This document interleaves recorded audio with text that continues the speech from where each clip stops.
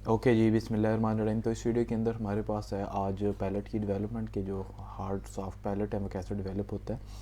सबसे पहले जो इंटर मैक्सिलरी सेगमेंट है जिसके ऊपर इंसाइजर टीथ होते हैं वो डेवलप होता है, और उसकी डेवलपमेंट से जो है ना वो प्राइमरी पैलेट जो है वो डेवलप होता है। अब जो इंटर मैक्सिलरी सेगमेंट है ये कहाँ से आया, इसकी ओरिजिन किधर है। अब जो हमारे पास इंटर मैक्सिलरी सेगमेंट है वो बेसिकली दो मीडियल नेज़ल प्रोमिनेंसेस, जो दो मीडियल साइड पे नेज़ल प्रोमिनेंसेस हैं, उनकी फ्यूजन जब मिड लाइन पे होती है तो दरमियान में एक इंटर मैक्सिलरी सेगमेंट बनता है। ये जो इंटर मैक्सिलरी सेगमेंट है ये तीन पार्ट्स के अंदर डिवाइड होगा। एक हमारे पास जो है ना वो फेल्ट्रम ऑफ अपर लिप के अंदर कन्वर्ट होगा, इसके अलावा 4 इंसाइजर के ऊपर, और इसके अलावा जो प्राइमरी पैलेट है वो इससे डेवलप। तो जो मीडियल नेज़ल प्रोमिनेंसी से वहाँ से डेवलप हुआ इंटर मैक्सिलरी सेगमेंट, और उसने फर्दर जो है वो प्राइमरी पैलेट बना दिया। उसके बाद क्या हुआ कि जो दो हमारे पास पैलेटाइन शेल्व्स होती हैं वो बेसिकली ओरिजिनेट हो रही होती हैं मैक्सिलरी प्रोमिनेंसीज से।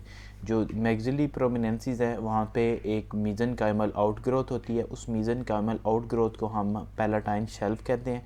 और दो पैलेटाइन शेल्व जो हैं वो टंग के ऊपर होती हैं और वो आपस में फ्यूज़ करती हैं और सेकेंडरी पैलेट के अंदर कन्वर्ट हो जाती हैं ड्यूरिंग द वीक 6। जब वीक 6 होता है तो सेकेंडरी पैलेट बन जाता है। इसके अलावा जो इंसिसिव फोरामेना होता है वो एट द इंसिसिव फोरामेना प्राइमरी और सेकेंडरी जो पैलेट्स हैं वो मर्ज होते हैं एक दूसरे के साथ, और वहाँ पे एक डेफिनेटिव पैलेट जो है ना वो बन जाता है। At the same time of fusion जब हमारे पास हो रही होती है टू प्राइमरी शेल्स की फ्यूजन हो रही होती है, और उस वक्त जो नेज़ल सेप्टम है वो नीचे की तरफ डिसेंड करेगा। नेज़ल सेप्टम जो है वो आप यहाँ पे देख सकते हैं कि नीचे की तरफ डिसेंड करेगा और वर्टिकली डिसेंड करेगा और फ्यूज़ हो जाएगा with the superior surface of the palate, और पैलेट की सुपीरियर सर्फिस के ऊपर जो है ना वो आके फ्यूज़ हो जाएगा। इसके बाद होगा कि आके जो बोन्स हैं एक्सटेंड करेंगे इन दी प्राइमरी पैलेट के अंदर, और anterior part of the secondary palate के अंदर जो बोन्स है वो एक्सटेंड करेंगी सेकेंडरी पैलेट के एंटीरियर पोर्शन के अंदर, और प्राइमरी पोर्शन के अंदर प्राइमरी पैलेट के अंदर ये जो बोन्स हैं ये एक्सटेंड करेंगी, और वो वाला जो रीजन होगा उसको हम हार्ड पैलेट कहते हैं। तो सेकेंडरी पैलेट का इंटीरियर पोर्शन और जो प्राइमरी पैलेट सारा है उसके अंदर बोन्स प्रेजेंट होंगे, वो हार्ड पैलेट के अंदर कन्वर्ट हो जाएगा। इसके अलावा जो बोन्स हैं वो posterior portion of the secondary palate के अंदर एक्सटेंड नहीं करती, और उसकी वजह से जो पोस्टीरियर पोर्शन है उसमें कोई भी बोन नहीं होगी और उसको हम सॉफ्ट पैलेट कहेंगे। उसके अंदर एक जो है ना वो कोनिकल। ये थी हमारे पास पैलेट की डेवलपमेंट। उसके बाद फेशियल एनोमैलीज जो आती हैं इसके अंदर, वो हमारे पास क्लेफ्ट पैलेट है। क्लेफ्ट पैलेट में होता ये है कि इसमें फ्यूजन ऑफ द पैलेटाइन जो शेल्फ है वो उसका फेलियर होता है मिड लाइन के ऊपर, यानी कि जो पैलेटाइन की शेल्फ थी वो बेसिकली मिड लाइन के ऊपर जो है ना वो आपस में फ्यूज़ होती हैं जब नेज़ल सेप्टम नीचे आता है, लेकिन यहाँ पे इसकी अब नॉर्मल जो है ना वो फ्यूजन होगी, नॉर्मली वो फ्यूज़ नहीं होगा। और ये जो क्लेफ्ट पैलेट है ये यूनिलेटरल भी हो सकता है। इसमें एक साइड की जो पैलेटाइन शेल्व्स हैं वो जो है ना वो नहीं बन रही, जो कि मोस्ट कॉमन कंडीशन है, या बायलेटरल या दोनों साइड पे जो शेल्व्स हैं वो नहीं बन रही। तो मोस्ट कॉमनली फ़ीमेल के अंदर देखा जा सकता है, और इसके अलावा जो है ना वो क्लेफ्ट यूवियोला भी इससे फर्दर इसकी एक कम्प्लिकेशन है। Then we have the oblique facial clefts. Oblique facial cleft में incomplete fusion between the maxillary prominences, जो हमारे पास मैक्सिलरी प्रोमिनेंसेस हैं उनकी इनकम्प्लीट फ्यूजन की वजह से मीडियन, और इसके अलावा जो मीडियल नेज़ल प्रोमिनेंसेस हैं उनकी फ्यूजन के फेलियर की वजह से यहाँ पे ओब्लीक फेशियल क्लेफ्ट आएगी। मोस्ट केसेस के अंदर नेज़ोलैक्रिमल जो डक्ट है वो ओपन होती है ऑन द सरफेस।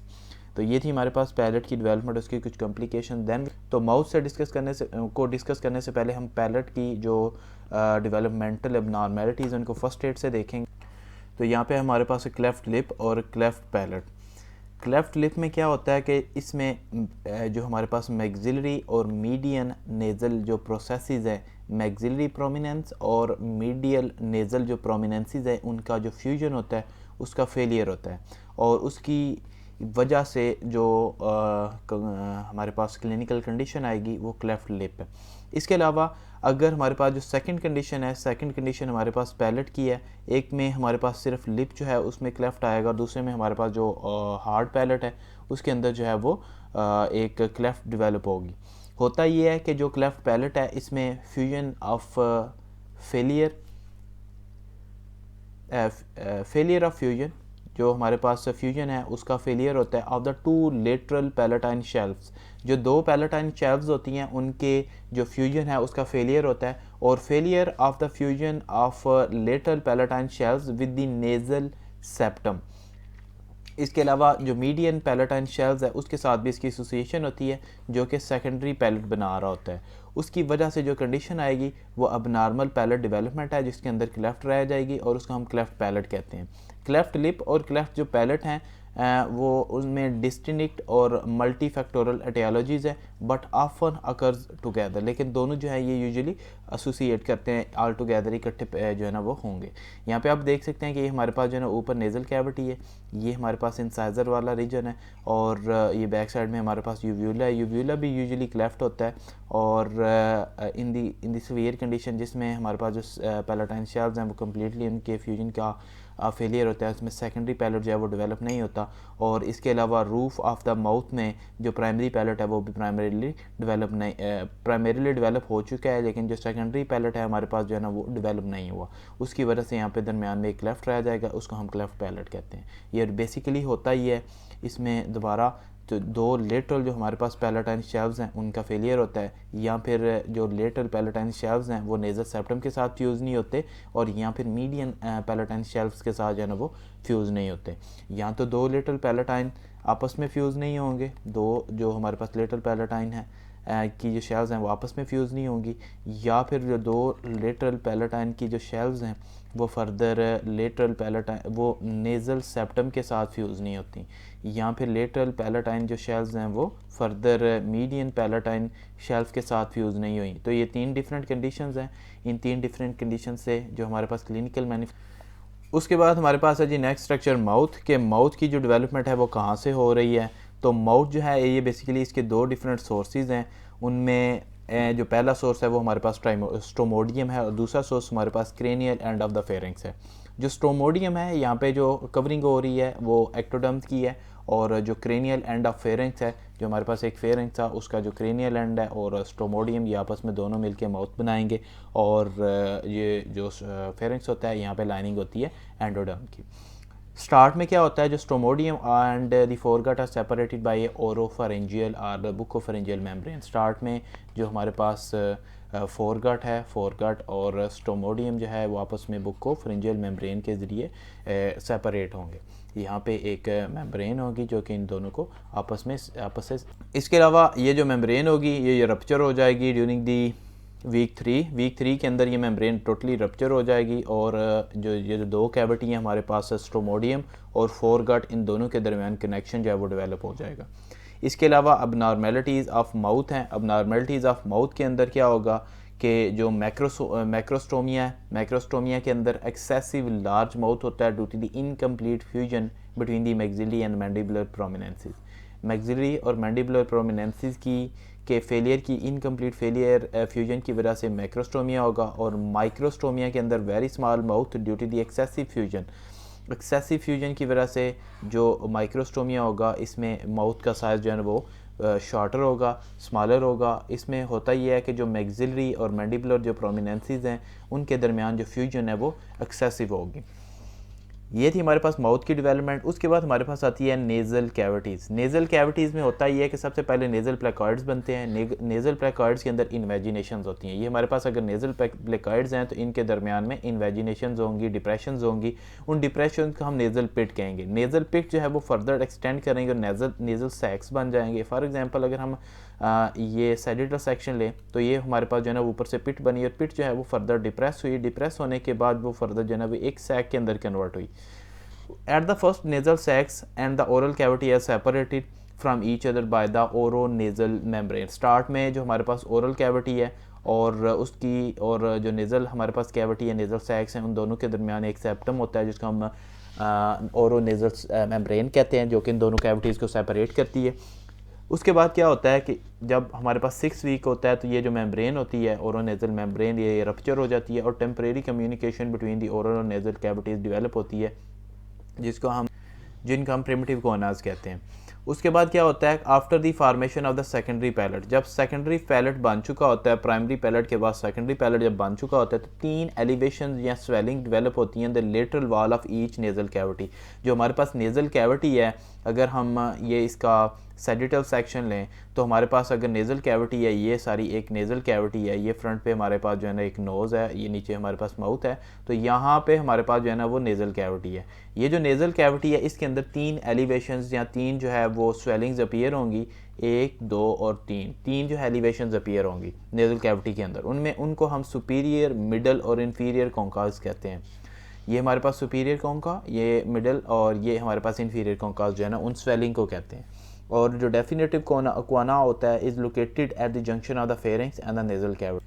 उसके बाद हमारे पास यहाँ पे आप देख सकते हैं कि ये स्टार्ट में हमारे पास फ्रंट के ऊपर प्राइमरी पैलेट है, उसकी बैक साइड पे जिसमें हमारे पास मेम्ब्रेनस पार्ट जो है ना वो प्रोमिनेंट होता है, वो हमारे पास सेकेंडरी ई पैलेट है। और इसके बाद जो है ना वो लास्ट में जहाँ पे ओरोफेरिंक्स और नेज़ोफेरिंक्स जो है ना वो प्रेजेंट है, आपस में इनका जंक्शन है, वहाँ पे हमारे पास क्वाना होता है।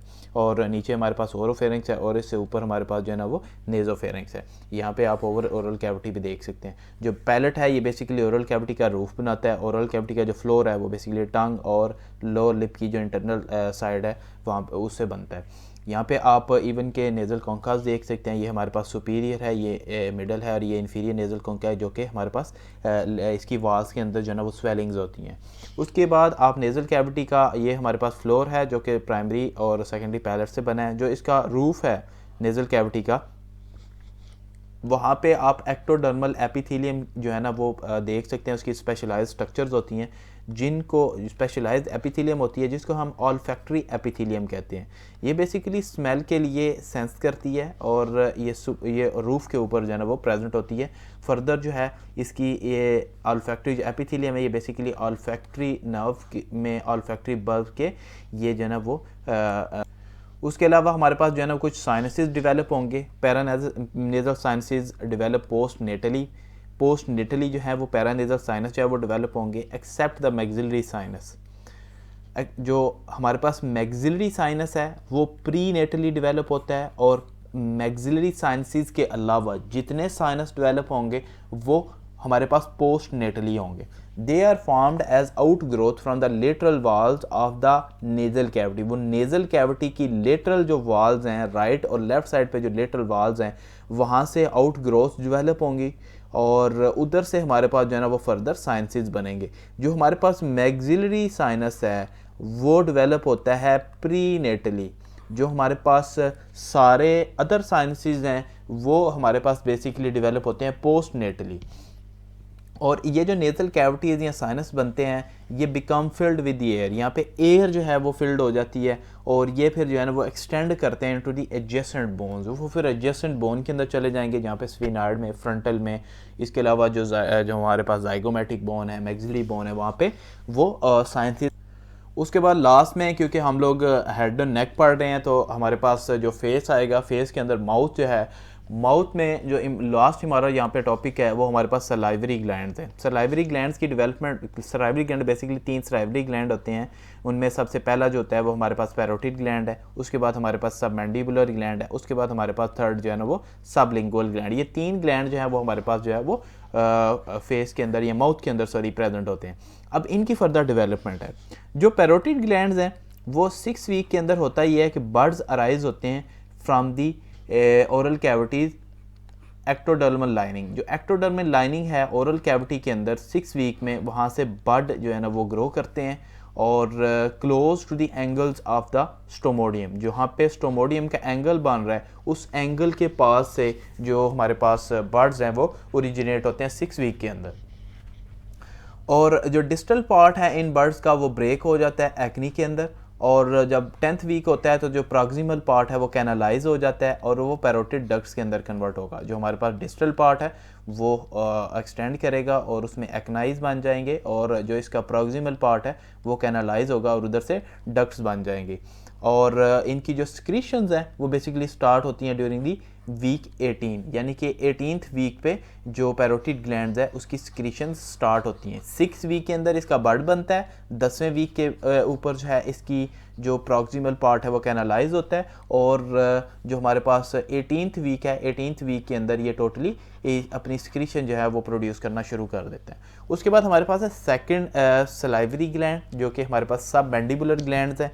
ये late in the 6th week इनके एंडोडर्मल फ्लोर ऑफ स्टोमोडियम से, स्टोमोडियम का जो एंडोडर्म का फ्लोर है वहाँ से बर्ड्स ओरिजिनेट होंगे, और जो 12th वीक है